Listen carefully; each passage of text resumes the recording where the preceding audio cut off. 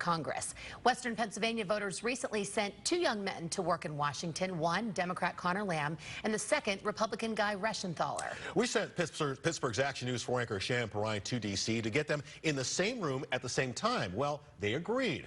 And Shannon goes one-on-one with both congressmen who represent you to see how they're doing so far. We're going to begin with Congressman Reschenthaler, since technically he is the newest on the job. He says he's already had a big win, and he watched a movie with the president and the first lady. Congressman Guy Reschenthaler's face lights up when he talks about the bill he got passed. And the bill I got passed is incredible. It's called the Stoic Act, and it increases funding for local law enforcement for suicide prevention, treatment, and prevention of PTSD and depression. In his D.C. office, I asked him what Congress can do to stop mass shootings in America.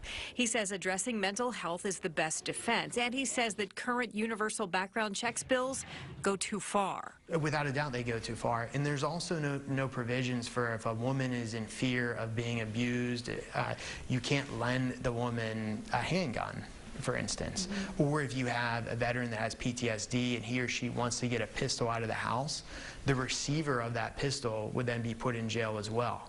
So we've got to use common sense here. We also need to enforce the laws that are on the books, which I'm seeing those laws not being enforced. He says the key to solving many problems is boosting the economy. Shannon, jobs and economic growth is always my top priority. I don't believe there's a silver bullet, a panacea for public policy.